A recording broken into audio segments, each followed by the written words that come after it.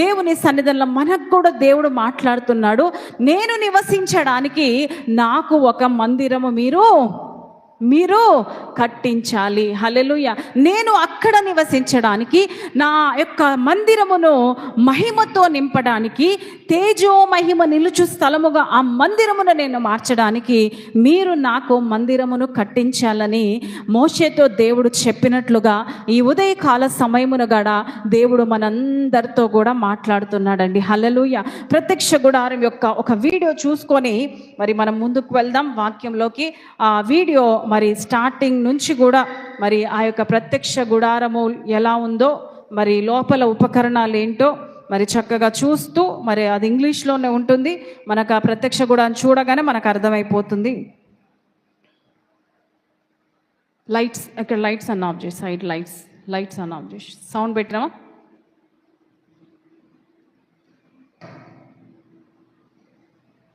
అదంతా కూడా మరి ప్రత్యక్ష గుడారము ఆవరణ ద్వారము, ఓపెన్ గేట్. మనకు అక్కడ బలిపీఠము కనిపిస్తుంది. బలిపీఠము దగ్గర ఇది బలిపీఠము, అది గంగాలము. ఇదంతా బలిపీఠము తుమ్మకరతో చేసి బంగారు రేకును మరి పొదిగిస్తారు. ఇది గంగాలము. మీకు ఎక్స్ప్లెయిన్ చేస్తాను కానీ మరి చూసుకుందాం ఒకసారి. అదంతా బలిపీఠం మీద ఉన్న తెరలు, 4 రకాల తెరలు, 4 రంగులు మరి అక్కడ ఎలా తయారు చేయబడ్డాయి. ఒక్కొక్క సిరీస్లో మనం ముందుకు వెళ్దాం.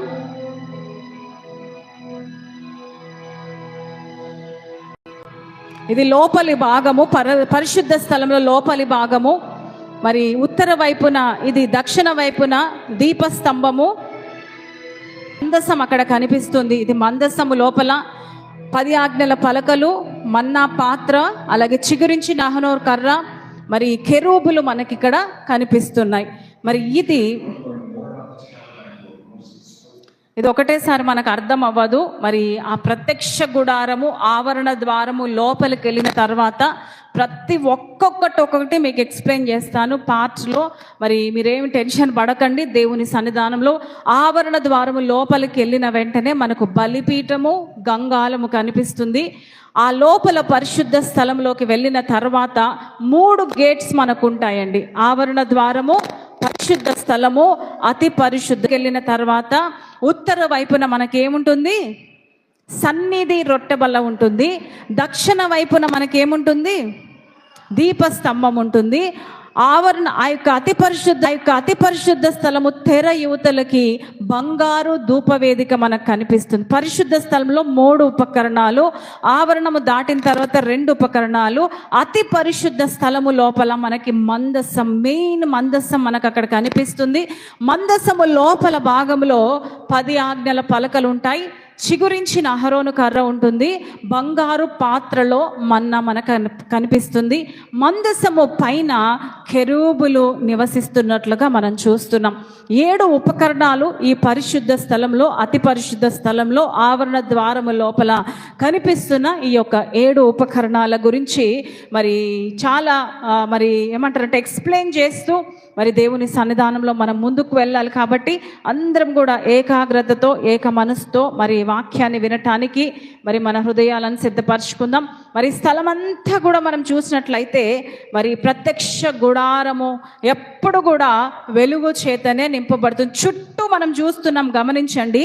అవన్నీ కూడా 12 గోత్రాలు. చెప్పండి, దాని చుట్టూ ఉన్నదంతా కూడా 12 గోత్రాలు, 12 ట్రైబ్స్ అంటారు. 12 గోత్రాలు ఆ యొక్క ప్రత్యక్ష గుడారము చుట్టూ నివసిస్తున్న ప్రజలు. ఈ 12 గోత్రాలు యాకోబుకు సంబంధించిన సంతానం అండి. హల్లెలూయా. యాకోబుకు సంబంధించిన సంతానం. మీకు ఇంటికి వెళ్ళిన తర్వాత వాట్సాప్లో పేజ్ వైజ్గా మీకు పెడతాను. అలాగే కొన్ని ఇంపార్టెంట్, అన్ని నేను స్లైడ్స్ తయారు చేయలేను కాబట్టి ఇంపార్టెంట్ ఈ 12 గోత్రాలు ఎవరికి సంబంధించినవి, యాకోబు సంతతికి సంబంధించినవి, అలా ఇంపార్టెంట్ వాయిస్ మెసేజ్ ఇచ్చినప్పుడు కొన్ని ఇంపార్టెంట్ కూడా మీరు ఆ పార్ట్ 1, పార్ట్ 2లో నోట్స్ని క్లియర్గా మీరు రాసుకోవడానికి ప్రయత్నం చేయండి. మరి స్మాల్ సైజులో చిన్నగా రాసుకోండి. పేజీలు కంప్లీట్ చేయకండి, నీట్గా రాసుకోవడానికి ప్రయత్నం చేయండి. మరి ఈ యొక్క ప్రాంతం అంతా కూడా ప్రత్యక్ష గుడారాన్ని మనం చూస్తున్నాము. ఈ యొక్క ప్రత్యక్ష గుడారం దగ్గరికి మనం వచ్చిన ఒక స్టిక్ వచ్చే వారము. ఇది ఆవరణ ద్వారము మనకి ఇక్కడ కనిపిస్తుంది. ఆవరణ ద్వారము లోపలికి వెళ్ళిన తర్వాత ఇక్కడ బలిపీఠం మనకు కనిపిస్తుంది. తర్వాత ఇక్కడ గంగాళం మనకు కనిపిస్తుంది. లోపల పరిశుద్ధ స్థలంలోకి వెళ్ళిన తర్వాత మనకు అక్కడ మెయిన్ ఉపకరణాలు అక్కడ మనకు కనిపిస్తాయి. ఈరోజు ప్రత్యక్ష గుడారము పార్ట్ 1లో వివరణ మనం తెలుసుకుందాము. మొట్టమొదటిగా నేను చదువుతుంటాను, జాగ్రత్తగా వినండి. ప్రత్యక్ష గుడారం గురించి తెలుసుకోవాలనుకుంటున్నారా? ప్రత్యక్ష గుడారం గురించి బైబిల్లో చాలా అధ్యాయాలలో రాయబడింది. ఎంతో ప్రాముఖ్యమైనది గనుక పరిశుద్ధాత్మ దేవుడి అంశాన్ని అనేక సార్లు ప్రస్తావించాడు. ప్రత్యక్ష గుడారము రెఫరెన్స్లు మనం చూసుకున్నట్లయితే నిర్గమకాండము 25వ వచనము నుండి ప్రారంభం అవుతుంది. అలాగే నిర్గమకాండము 25 నుండి 40 అధ్యాయాలలో ప్రత్యక్ష గుడారం గురించి 2 సార్లు రాయబడినట్లుగా మనకు కనబడుతుంది. ప్రత్యక్ష గుడారం ఎలా కట్టారో అందులో ఒకసారి రాయబడింది. ఈ వివరణ అంతా నిర్గమకాండము 25, 26, 27, 27, 30వ అధ్యాయాలలో ఉంటుంది. హల్లెలూయా. మరి యొక్క వాక్య భాగాలన్నీ కూడా మనము ధ్యానం చేసుకున్నట్లయితే ఈ యొక్క పార్ట్ 1లో ఫస్ట్ స్లైడ్లో మనకు అర్థమవుతుంది ఏంటంటే ఇందులో ఉన్న రెఫరెన్స్లు, ఈ ప్రత్యక్ష గుడారము రెఫరెన్సెస్ ఎందులో ఉన్నాయో, ఈ యొక్క ప్రత్యక్ష గుడారములో ఎన్ని ఉపకరణాలు ఉన్నాయో, మరి ఇది దేనికి సాదృశ్యంగా ఉందో ఈ వివరణ అంతా కూడా మనకి ఇక్కడ కనిపిస్తుంది. ప్రియ దేవుని బిడ్డలారా, తప్పకుండా మరి దీన్ని జ్ఞాపకం ఉంచుకొని మరి ఈ స్లైడ్స్ మీకు పంపిస్తున్నప్పుడు ఒక్క రెఫరెన్స్ కూడా మిస్ అవ్వకుండా మరి దేవుని సన్నిధానంలో మీరు చక్కగా రాసుకోవాల్సిందిగా మనం చేసింది. ఇప్పుడు కాదు, ఇప్పుడు just you have to listen. మరి ఈ యొక్క ఫస్ట్ స్లైడ్లో ఈ యొక్క గుడారము ఎలా ఉంటుందో, ఎన్ని ఉపకరణాలు అక్కడ ఉంటున్నాయో, మరి ఎన్ని రిఫరెన్సెస్లు మరి ఈ యొక్క ప్రత్యక్ష గుడారం గురించి పొందుపరచబడినాయో మొదటి స్లైడ్లో మనం చూస్తున్నాం. రెండవ స్లైడ్కి వచ్చినప్పుడు ప్రత్యక్ష గుడారము దేవుని సన్నిధికి గుర్తుగా ఉంది. గుర్తుపెట్టుకోండి, ప్రత్యక్ష గుడారము దేనికి సాదృశ్యంగా ఉంది, దేనికి గుర్తుగా ఉంది అంటే దేవుని సన్నిధికి గుర్తుగా ఉంది. హల్లెలూయా. ఈరోజు మనం ఇక్కడ కూర్చున్నాము అంటే ఇది ఒక ప్రత్యక్ష గుడారమే. హల్లెలూయా. ఎక్కడ చుట్టూ కూడా ట్రైబ్స్, 12 గోత్రాలు, నల్గొండ పట్టణం అంతా కూడా ఒక 12 గోత్రాలు అనుకోండి. లోకంలో కలిసిపోయిన గోత్రాలు అవన్నీ కూడా ప్రత్యక్ష గుడారము చుట్టే ఉన్నారు 12 గోత్రాలు, కానీ లోక సంబంధంగా బ్రతుకుతున్నారు వాళ్ళు. హల్లెలూయా. ఇక్కడ ఈ సువార్త నిలయంలో ఈ ఆరాధన జరుగుతుంది. ఇది ప్రత్యక్ష గుడారపు మందిరము. ఈ మందిరము దేనికి సాదృశ్యంగా ఉందంటే, ప్రత్యక్ష గుడారము దేనికి సాదృశ్యంగా ఉన్నది అంటే దేవుని సన్నిధికి సాదృశ్యంగా ఉంది. A witness of God's presence. దేవుని సన్నిధి అంటే ఈరోజు ఆ యొక్క విట్నెస్ ఆఫ్ గాడ్స్ ప్రజెన్స్కి ఇది సాదృశ్యంగా ఉంది. మొట్టమొదటి పాయింట్లో ప్రత్యక్ష గుడారము దేవుని సన్నిధికి సాదృశ్యంగా ఉంది. ప్రత్యక్ష గుడారము ప్రాముఖ్యంగా 3 అంశాలలో తెలియజేస్తుంది. ప్రత్యక్ష గుడారము పరలోక సంబంధముగు ఛాయారూపకముగా లేదా మాదిరిగా దేవుని ద్వారా ఇవ్వబడినది. ఈ రూపము ఎక్కడి నుంచి మనకు అవైలబుల్గా ఉందంటే, ఈ రూపము ఎక్కడి నుంచి మనకి పొందుకున్నామనంటే పరలోక సంబంధమైన ఛాయారూపము. ఇక్కడ ప్రత్యక్ష గుడారం ఎలా అయితే మోషే ద్వారా నిర్మించబడి ఉందో, పరలోక సంబంధంగా కూడా మనకు అక్కడ ప్రత్యక్ష గుడారము పొందుపరచబడి ఉంటుంది. ఈ ప్రత్యక్ష గుడారము ముగించుకున్న తర్వాత ఆలోచన చేయండి, మనకు పరలోక ప్రత్యక్ష గుడారం ఉంటుంది. దేవునికి మహిమ కలుగును గాక. ఈ ప్రత్యక్ష గుడారమును నువ్వు కరెక్ట్గా కాపాడుకుంటే, నీ హృదయం అనే ప్రత్యక్ష గుడారాన్ని కరెక్ట్గా కాపాడుకుంటే, నీ హృదయం అనే బలిపీఠాన్ని చక్కగా నువ్వు కాపాడుకుంటే, ఆ ప్రత్యక్ష గుడారంలో మనకి స్థానము ఉంటుంది. దేవునికి మహిమ కలుగును గాక. ఇక్కడ నీ స్థానము కరెక్ట్గా లేకపోతే, నీ యాటిట్యూడ్ కరెక్ట్గా లేకపోతే, రికార్డ్ అవుతుందా? రైట్. నీ యాటిట్యూడ్ కరెక్ట్గా లేకపోతే, నీ బిహేవియర్ కరెక్ట్గా లేకపోతే ఆ ప్రత్యక్ష గుడారములో మనకి స్థానము ఉండదు. ప్రియ దేవుని బిడ్డలారా, పిల్లలు స్కూల్లో చిన్న మిస్టేక్ చేస్తే తప్పకుండా టీచర్లు ఖండించి అది రిపీట్ కాకుండా చేస్తారు. దేవుని సన్నిధికి నువ్వు వచ్చినప్పుడు కూడా, ప్రత్యక్ష గుడారంలో నువ్వు అడుగు పెట్టినప్పుడు కూడా నీలో ఒక చిన్న మిస్టేక్ ఉందా, నువ్వు బలిపీఠము దగ్గరికి వస్తున్నప్పుడు ఆ బలిపీఠము దగ్గరికి నువ్వు ఎలా రావాలంట? పులిసిన పిండిని తీసి పారవేసుకొని రావాలి. హల్లెలూయా. నీ యొక్క ఆ ఓల్డ్ లీవెన్ ఏదైతే ఉందో నువ్వు తీసి పారవేసుకొని న్యూ లంప్గా, ఆ కొత్త ముద్దగా బలిపీఠపు స్థలంలోకి నీవు రావాలి. ప్రియ దేవుని బిడ్డలారా, ప్రత్యక్ష గుడారము పైనుండి వచ్చిన ఛాయారూపంగా ఉంది కాబట్టి ఇక్కడ కడుతున్న ఈ యొక్క ప్రత్యక్ష గుడారము, హృదయంలో కట్టబడుతున్న ప్రత్యక్ష గుడారము కూడా ఎలా ఉండాలంట? పవిత్రంగా, పరిశుద్ధంగా ఉండాలని ఈరోజు మొదటి పాయింట్గా మనకు తెలియజేస్తున్నారు. ఈ యొక్క హెబ్రీ 8:5 మనం చూసుకున్నట్లయితే, అనగా పరలోకములో ఇది ఒక ఆరాధన స్థలం అంట. ఒకటి ఉంది అక్కడ, దేవుడు అత్యున్నత సింహాసనాసనుడై కెరూబుల మధ్య నివసిస్తున్నాడని కీర్తనలు, ఆ వచనాలన్నీ మనకు తెలియజేస్తున్నాయి. అదే విధముగా మనము ప్రత్యక్ష గుడారము గమనించినట్లయితే అతి పరిశుద్ధ స్థలములో కరుణాపీఠం ఉంటుంది. కరుణాపీఠము దేవుని సింహాసనాన్ని సూచిస్తుంది. మరి ఇదంతా కూడా మళ్ళీ ఇంకొక ఎపిసోడ్లో మనం నేర్చుకుందాము. దేవుని సన్నిధానంలో ఈరోజు ప్రత్యక్ష గుడారం యొక్క మొదటి పాయింట్లో మనం చూసుకున్నట్లయితే, ఈ ప్రత్యక్ష గుడారము దేవుని సన్నిధికి సాదృశ్యంగా ఉంది. అలాగే ప్రత్యక్ష గుడారము మరి పరలోక ఛాయా రూపకంకి మరి సాదృశ్యంగా ఉన్నట్లుగా మనం చూస్తున్నాం. రెండవదిగా మనం చూసుకున్నట్లయితే, ప్రత్యక్ష గుడారము ఏకంగా యేసు ప్రభుకే సాదృశ్యంగా ఉందండి. చప్పట్లు కొడదామా? యేసు ప్రభుకే సాదృశ్యంగా ఉంది. ప్రత్యక్ష గుడారము ఒక ఛాయ, నీడ మాత్రమే. నీడ ఏర్పడాలంటే అసలు వస్తువు ఉండాలి కదా. ఆ అసలు వస్తువు మన ప్రియ రక్షకుడైన యేసుక్రీస్తు. అసలు ప్రత్యక్ష గుడారంలోని ప్రతి వస్తువు యేసుక్రీస్తు పరిచర్యను, దైవత్వాన్ని, వ్యక్తిత్వాన్ని సూచిస్తున్నాయి. అవన్నీ కూడా వివరంగా ముందుకు తెలుసుకుందాం ప్రియ దేవుని బిడ్డలారా. ఈ ప్రత్యక్ష గుడారము దేనికి సాదృశ్యంగా ఉందంట? నెంబర్ 1, దేవుని సన్నిధికి సాదృశ్యంగా ఉంది.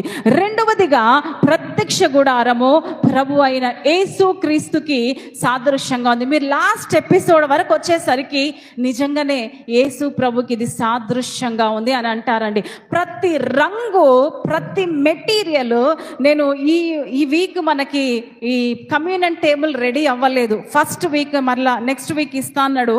అక్కడ వెళ్ళినప్పుడు తుమ్మకర్ర టేక్ అని చెప్పాడు. టేక్ చేయండి, ఎందుకంటే కాస్ట్లీగా ఉండాలి కదా చర్చ్లో అనుకున్నాను. కానీ ప్రత్యక్ష గుడారములో ఎక్కడ చూసినా బలిపీఠము తుమ్మకర్రతో చేయబడ్డది, మందసము తుమ్మకర్రతో చేయబడ్డది, సన్నిధి రొట్టె బల్ల కూడా తుమ్మకర్రతో చేయబడింది. ప్రతి వస్తువు కూడా అందులో తుమ్మకర్రతో చేయబడ్డది. యేసుక్రీస్తు వేలాడుతున్న ఆ కర్ర కూడా తుమ్మకర్ర అంట, చెదలు పట్టదంట. హల్లెలూయా. తుమ్మకర్ర చెదలు పట్టదు. మరి ఈరోజు యేసయ్య కూడా ఏ పాపము లేనివాడు కాడు కనుక ఈరోజు ఆ ప్రత్యక్ష గుడారం ఆయనకి సాదృశ్యముగా ఉన్నది. ఈరోజు నీ ప్రత్యక్ష గుడారం నువ్వెక్కడ ఏర్పరచుకోవాలంటే, నీ హృదయం ఒక ప్రత్యక్ష గుడారం లాగా మారును గాక, నీ హృదయం ఒక గంగాలము లాగా మారును గాక, నీ హృదయం ఒక బలిపీఠము లాగా మారును గాక, నీ హృదయం ఒక దీపస్తంభముగా మారును గాక, నీ హృదయం ఒక సన్నిధి రొట్టె బల్లగా మారును గాక, నీ హృదయం ఒక బంగారు ధూప వేదికగా మారును గాక, నీ హృదయం ఒక మందసముగా మారును గాక, నీ హృదయం ఒక చిగురించిన అహరోను కర్రగా మారును గాక, నీ హృదయము మన్నా పాత్రగా మారును గాక, నీ హృదయమే 10 ఆజ్ఞల పలకలు లిఖించుకొనును గాక. ఈ 7 ఉపకరణాలన్నీ కలిపితే ప్రత్యక్ష గుడారము. ఆ ప్రత్యక్ష గుడారమే నీ హృదయము. ప్రియ దేవుని బిడ్డలారా, ఆ దినం ఆ ప్రత్యక్ష గుడారం ఎంతో పవిత్రత, నిష్ఠతో ఉన్నది. ఆ ప్రత్యక్ష గుడారము ఈరోజు ఆ నిష్ఠ లేకుండా, ఆ పవిత్రత లేకుండా నా కోసము ఎవరు బలైనారంట? యేసయ్య బలైనాడు. కాబట్టి నీవు, ఆయన పవిత్రుడు గనుక మనం పవిత్రంగా ఉండాలి. ఆయన పరిశుద్ధుడు గనుక మనం పరిశుద్ధంగా ఉండాలి. ఆయన రక్తం మన కోసం చిందించినాడు గనుక ఈరోజు మన హృదయం యొక్క ప్రత్యక్ష గుడారంగా మారుతుంది. మొట్టమొదటి పాయింట్లో ప్రత్యక్ష గుడారం దేనికి సాదృశ్యము చెప్పాలి? దేవుని సన్నిధికి సాదృశ్యము. రెండవదిగా, ప్రత్యక్ష గుడారము యేసు క్రీస్తుకి సాదృశ్యంగా ఉంది. మూడవదిగా, ప్రత్యక్ష గుడారము దేనికి సాదృశ్యంగా ఉంది? సంఘాన్ని సూచిస్తుందంట. Eye witness of church. చూడండి, ఇదంతా కూడా ప్రత్యక్ష గుడారము. ఇక్కడ బలిపీఠము, గంగాలం. ఇక్కడికి వచ్చినప్పుడు ఈ ఉపకరణాలన్నీ మనకు కనపడవు, కానీ చెప్తున్నాను, మన హృదయమే. నేను ఎప్పుడు ఒక ప్రార్థన చేస్తాను, సువార్త ఆవరణ ద్వారము నుంచి సిలువ అనే బలిపీఠము దగ్గర మీకు ఆయాసకరంగా, అభ్యంతరకరంగా, విరోధంగా, మా ఆలోచనలో, చూపుల్లో, నడవడిల్లో, ప్రవర్తనలో, కూర్చున్నటలో, లేచుటలో ప్రభువా మీకు ఆయాసకరంగా మా జీవితం ఉన్నట్లయితే ఈ బలిపీఠం దగ్గర నుంచి తొలగించి వాక్యం అనే గంగాలము దగ్గర మా హృదయములను పవిత్రపరచుకొని, పరిశుద్ధపరచుకొని, పరిశుద్ధ స్థలములోని సన్నిధి రొట్టెబల దగ్గర ఆత్మీయమైన ఆహారము భుజించుచుండగా ఈరోజు మాకు కావాల్సిన ఆత్మీయ మన్నాను అందించండి. నోటిని బూరగా వాడుకోండి. ఆత్మీయమైన మాటలు నోటిలో పెట్టండి. సిలువ చాటున మరుగుపరచండి. దీపస్తంభము దగ్గర వాక్యము ద్వారా మేము వెలిగించబడుతుండగా, బంగారు ధూపవేదిక దగ్గర మా ప్రార్థన ఆరోహణం అవుతుండగా, యెహోవా కెరూబుల మధ్య ఆసీనుడవైన దేవ, యెహోవా భూమి ఆకాశములను సృజించిన అద్వితీయమైన దేవ, యెహోవా నీ సన్నిధి కాంతి మా మీద ప్రకాశింపజేయమని బలిపీఠపు స్థలంలో ప్రత్యక్ష గుడారపు ప్రార్థన చేసుకుంటూ నీవు ఇక్కడ ఏం చేయాలంట, దేవుని దగ్గర దేవుని సన్నిధిని అనుభవించే విధంగా ఉండాలని ఈరోజు ప్రత్యక్ష గుడారము ఎ విట్నెస్ ఆఫ్ చర్చ్. హల్లెలూయా. మొట్టమొదటిగా ప్రత్యక్ష గుడారం దేనికి సాదృశ్యంగా ఉందండి? దేవుని సన్నిధికి సాదృశ్యంగా ఉంది. రెండవదిగా ప్రత్యక్ష గుడారము దేనికి సాదృశ్యంగా ఉంది? యేసుక్రీస్తుకి సాదృశ్యంగా ఉంది. ప్రత్యక్ష గుడారం మూడవదిగా దేనికి సాదృశ్యంగా ఉంది? సంఘానికి సాదృశ్యంగా ఉంది. ఇది చాలా మందికి వాక్యము అర్థం అవ్వదు. ఈరోజు హైదరాబాద్లో చెప్పినప్పుడు తెలుగు అసలు లేదండి, మొత్తం ఇంగ్లీష్లోనే అక్కడ టైపింగ్ ఉంటుంది.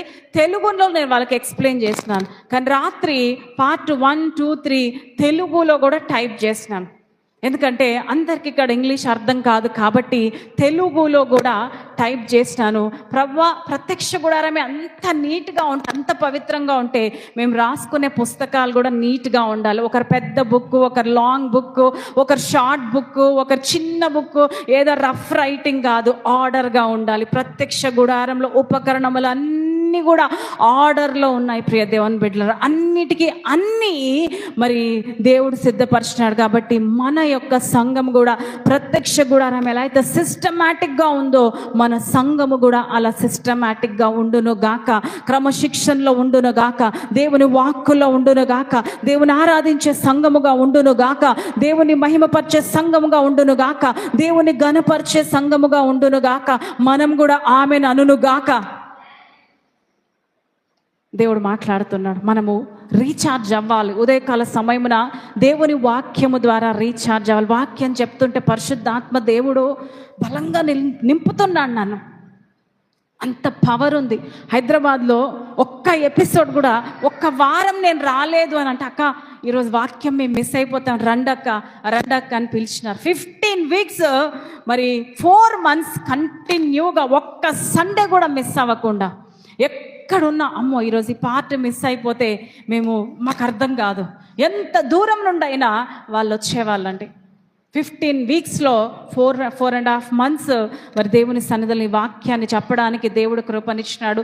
మరలా ఈ సంవత్సరం దేవుడు మాట్లాడుతున్నాడంటే దేవుడు మందిర విషయంలో కార్యం చేయబోతున్నాడు. ప్రత్యక్ష గుడారము అరణ్యములో కట్టబడ్డది. నల్గొండ నడి మధ్యలో కట్టబడలేదు, హైదరాబాద్ సిటీలో కట్టబడలేదు, సికింద్రాబాద్ సిటీలో కట్టబడలేదు, నార్త్ ఈస్ట్ వెస్ట్ సైడ్లో కట్టబడలేదు. అది డెసర్ట్ ప్లేస్లో అరణ్యములో అది కట్టబడ్డదంట. చూడండి, మనం ఒకసారి ఇమేజ్ చూసుకున్నట్లయితే అది ఎక్కడ కట్టబడ్డదండి?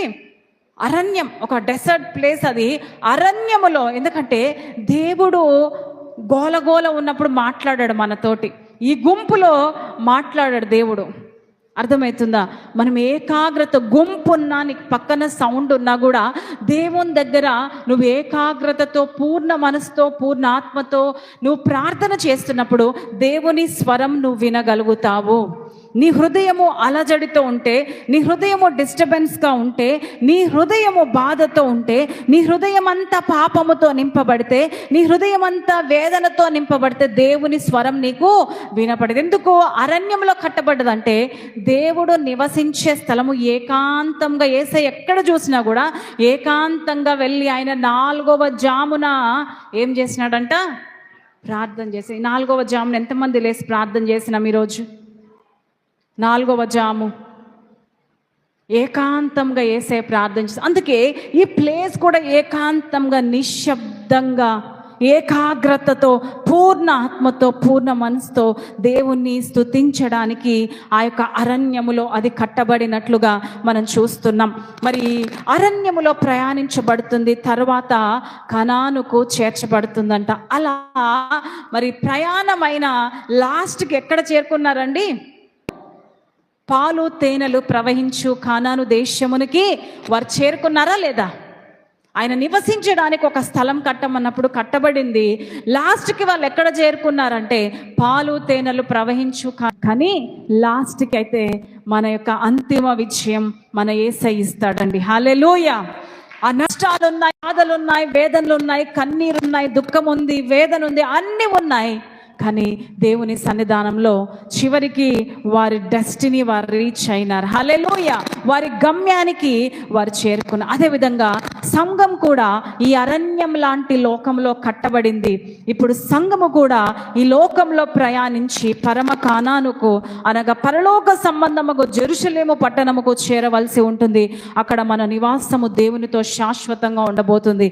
ఇక్కడ ప్రత్యక్ష గుడారం ఎలా అయితే ఉందో అక్కడ పరలోక ప్రత్యక్ష గుడారం మనకుంటది. ప్రియ దేవుని బిడ్డలారా, ఈ ప్రత్యక్ష గుడారంలో నువ్వు ఎలా అయితే జీవిస్తావో అక్కడ కూడా ఆ ప్రత్యక్ష గుడారంలో అలా జీవించడానికి అవకాశం. మొదటిగా దేనికి సాదృశ్యంగా ఉందండి ప్రత్యక్ష గుడారము? దేవుని సన్నిధి. రెండవదిగా యేసుక్రీస్తుకి. మూడవదిగా సంఘానికి సాదృశ్యంగా. మరో రకంగా చెప్పాలంటే అరణ్యంలో ప్రత్యక్ష గుడారము దేవుని నివాస స్థలం అయితే నేడు సంఘము దేవుని నివాస స్థలము, తేజో మహిమ నిలుచు స్థలం అంట ఇది. హల్లెలూయా. తేజో మహిమ నిలిచే స్థలము ఈ సంఘము. క్రీస్తు అను సజీవమగు రాయిపై కట్టబడిన విశ్వాసుల సమూహం అంట ఇది. హల్లెలూయా. 100 మంది అవిశ్వాసులున్నా, ఒక్క విశ్వాసున్న ఏది బలపడతా చెప్పండి? 100 మంది అవిశ్వాసులు అటు పక్కున్నారు, ఒక్క విశ్వాసి ఇక్కడున్న చాలు. ఏ సంఘం బలపడుతుంది? ఒక్క విశ్వాసి. బలిపీఠం దగ్గర 450 మంది బయలు ప్రవక్తలు ఏం చేస్తున్నారు? కొట్టుకుంటున్నారు, రాజి రంపాన పెట్టుకుంటున్నారు, రక్తం గారేటట్టు బలి అర్పిస్తున్నారు. కానీ ఏమీ జరగలే.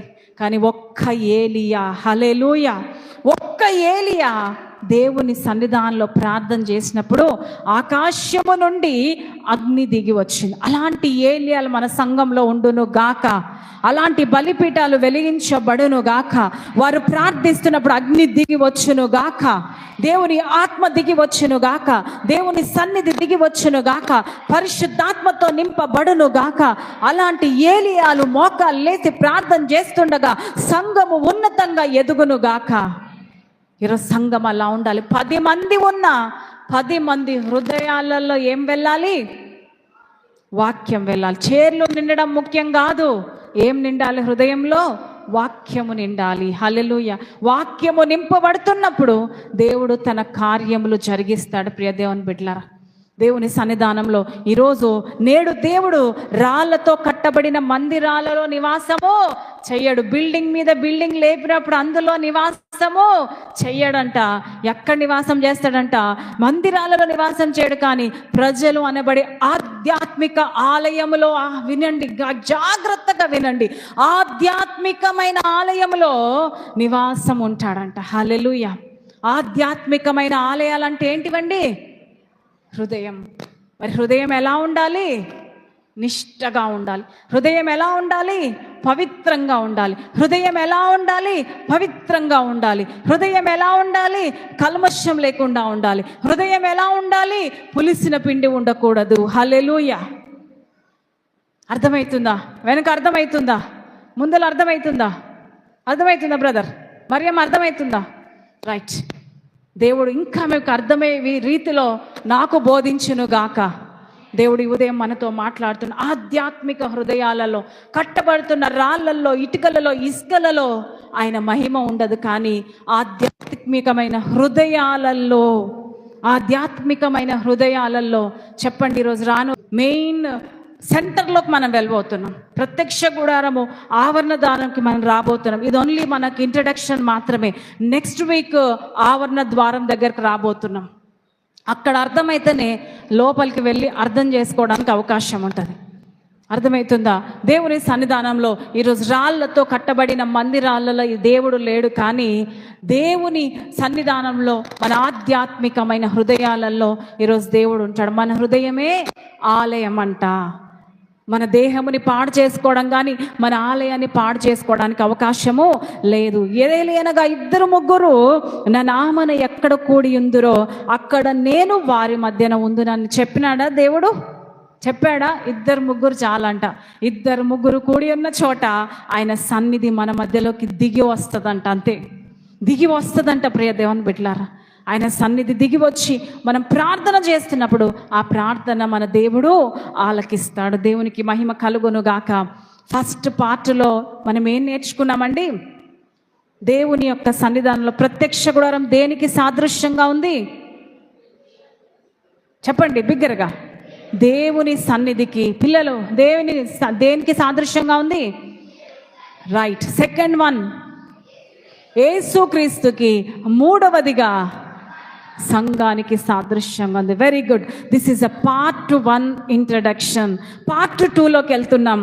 ఈ పార్ట్ 2లోకి వెళ్ళే ముందు నేను చెప్పాను కదా, ఇప్పుడు ఈ చుట్టూ ఉన్న 12 గోత్రాలు అవి. పార్ట్ 2లో మనం నేర్చుకోవాల్సింది ఏంటంటే, ఈ ప్రత్యక్ష గుడారము చుట్టూ వాళ్ళు ఎవరంటే 12 గోత్రాలు, 12 ట్రైబ్స్. వీళ్ళంతా కూడా యాకోబు సంతతికి సంబంధించిన వారు. ప్రియ దేవుని బిడ్డలారా, యాకోబు సంతానం. ఈ 12 గోత్రాలన్నీ కూడా యాకోబు సంతానానికి సంబంధించినవి. నేను చదువుతాను, మీరు వినండి. ఈరోజు మనం దేవుడు మోషేకి నిర్మించమని ఆజ్ఞాపించిన ప్రత్యేక పాఠమును ధ్యానించబోతున్నాం. అదే అరణ్యములో నిర్మించమని చెప్పిన ప్రత్యక్ష గుడారం. ఇప్పుడు ఈ గుడారము మరియు దీన్ని నిర్మించడానికి కావలసిన ఉపకరణాలని పరిచయం గురించి ఈ క్రింది వాక్యంలో చదువుకుందాం. నిర్గమకాండం 25:8-9 వచనాలలో, నేను వారిలో నివసించినట్లు వారు నాకు పరిశుద్ధ స్థలమును నిర్మింపవలను, నేను నీకు కనపరిచిన విధంగా. ఏంటిదంటండి?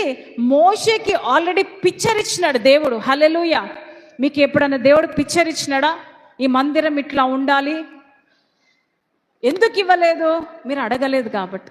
మోషేకి దేవుడు బయలుపరిచినప్పుడు దేవుడు చెప్పాడు, అయ్యా నేను ఒక స్థలములో నివసించాలనుకుంటున్నాను, నాకు ఒక మందిరము కట్టించమని అడిగినాడు.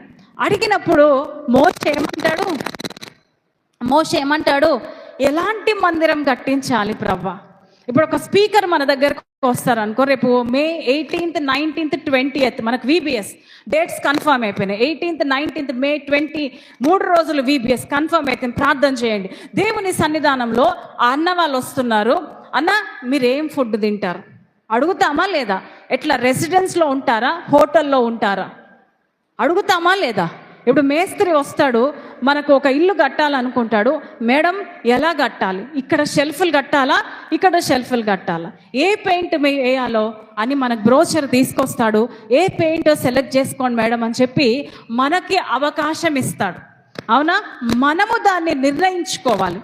ఇప్పుడు మోషే కూడా, ప్రవ్వా నేను ఎలాంటి మందిరం నీకు కట్టాలి, ఎలాంటి సైజు ఉండాలి, ఎలా వాస్తుండాలి, ఎంత రేంజ్లో నేను కట్టాలి, ఎన్ని గజాలు కట్టాలి, తప్పకుండా మోషే అడుగుంటాడు. ఎందుకంటే మోషే దేవుడు అంట, ఫ్రెండ్స్ అంట, స్నేహితుడా? అవునా కదా? మోషే ఈ యొక్క దేవుడు ఇద్దరు కూడా ఫ్రెండ్స్ లాగానే మాట్లాడుకో. మందిరం కట్టమంటావు కానీ ఎలాంటి మందిరం నేను కట్టాలి? ఈరోజు దేవుణ్ణి అడగండి, ప్రభువా మేము ఈ వాక్యాన్ని వింటున్నాము, ఈ సంవత్సరంలో ఏ మందిర రూపంగా మేము నిర్మాణించాలి ప్రభువా, నువ్వు మాకు గైడ్ చేయని దేవుణ్ణి అడిగినప్పుడు దేవుడు సహాయం చేస్తాడు. నీకు కనపరచు విధముగా మందిరం యొక్క రూపమును, దాని ఉపకరణములన్నిటినీ రూపమును నిర్మింపవాలని దేవుడు ఏదైతే మోషేతో ఆజ్ఞాపించినాడో ఆ విధముగానే నువ్వు నిర్మించాలని. అందులో గోడ పక్కకి కానీ, గోడ వెస్ట్కి కానీ, గోడ ఈస్ట్కి కానీ ఎక్కడ కూడా చిన్న మిస్టేక్ చెయ్యకుండా ఏం చేయాలంట? కరెక్ట్ ఉన్నట్టుగా దేవుడు చెప్పినది మనం చెయ్యాలి.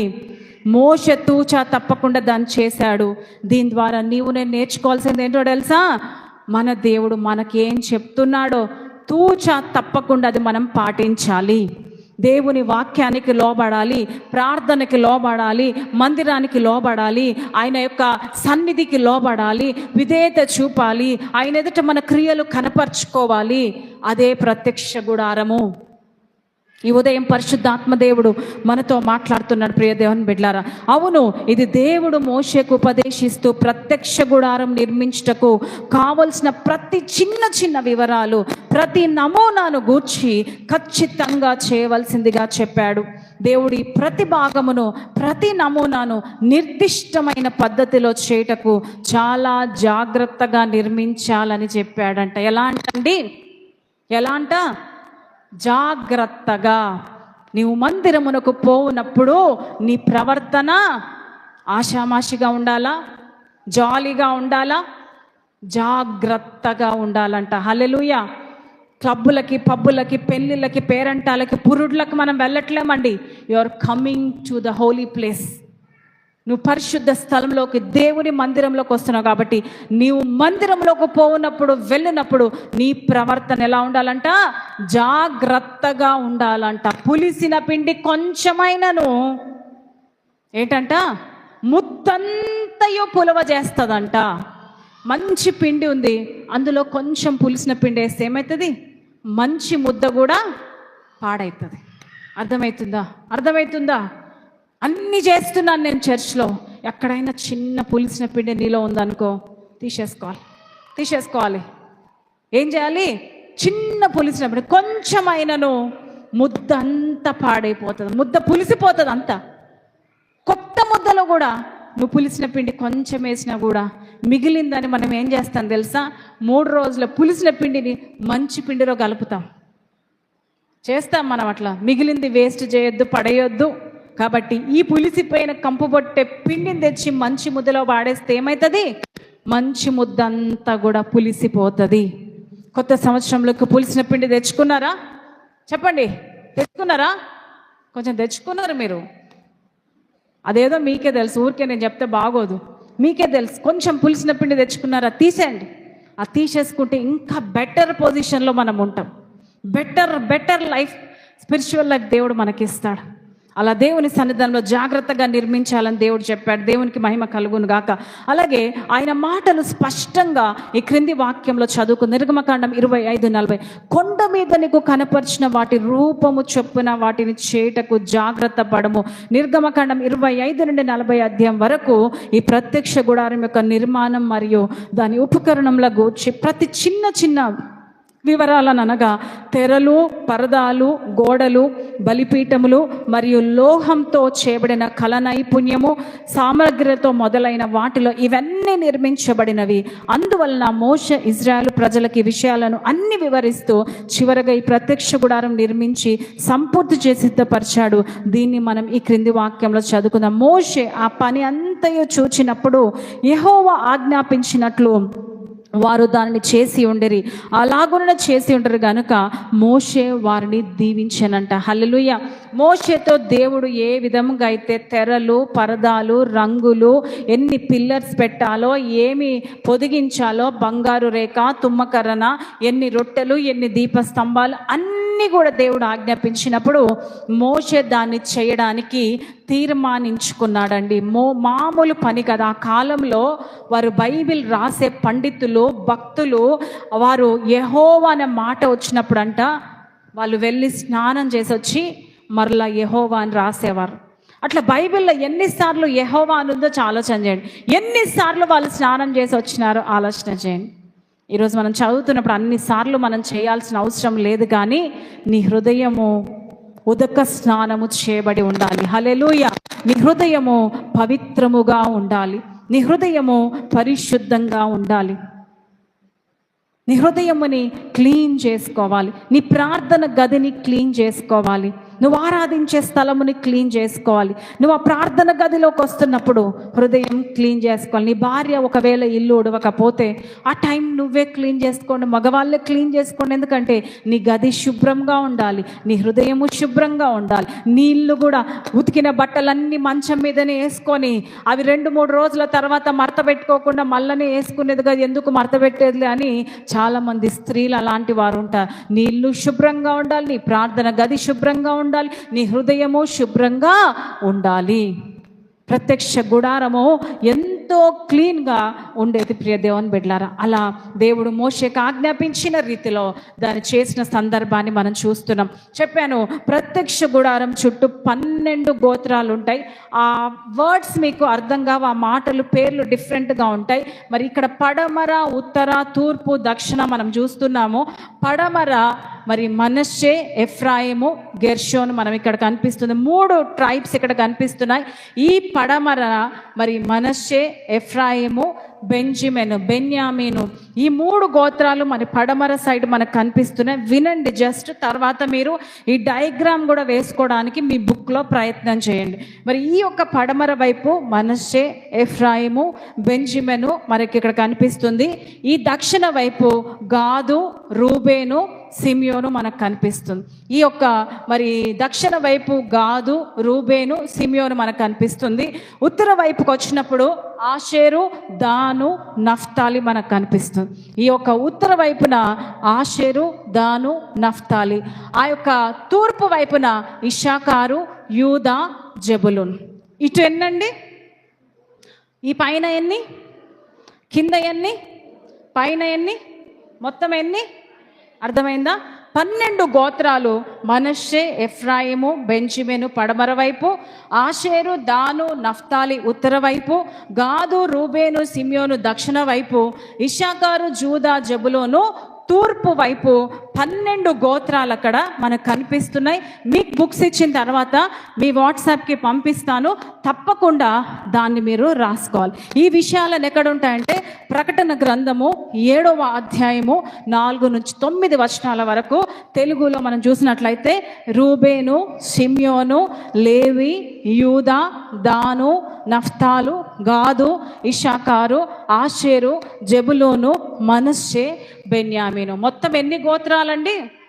ఎవరి సంతానానికి సంబంధించినవి? యాకోబు సంతానానికి సంబంధించిన ఈ 12 గోత్రాలు. ప్రత్యక్ష గుడారము చుట్టూ ఎన్ని గోత్రాలు ఉన్నాయి? ఇవన్నీ రాయవలెను. అంటే మీరు రాయాలి ఎగ్జామ్లో, ఓకేనా? ఈ 15 ఎపిసోడ్స్ అయిపోయిన తర్వాత 50 మార్క్స్, 100 మార్క్స్ పేపర్. ఇది అయిపోయిన తర్వాత మీకు మంచి అఫీషియల్ సర్టిఫికేట్ ఇవ్వబడుతుంది. ఎందుకంటే ఈ టెబర్నికల్ గురించి ఇంత ఎక్స్ప్లెయిన్ ఏ సంఘాలలో చెయ్యరు. ఓన్లీ ప్రత్యక్ష గుడారం ఉపకరణాల గురించి చెప్తారు, కానీ లోపల భాగాల గురించి ఎవరు చెప్పరండి. అర్థమవుతుందా? కాబట్టి ఈ ప్రత్యక్ష గుడారము దేనికి సాదృశ్యంగా ఉంది? రెండవది, మూడవది, ఎన్ని గోత్రాలు? 12 గోత్రాలు. చదవండి అక్కడ.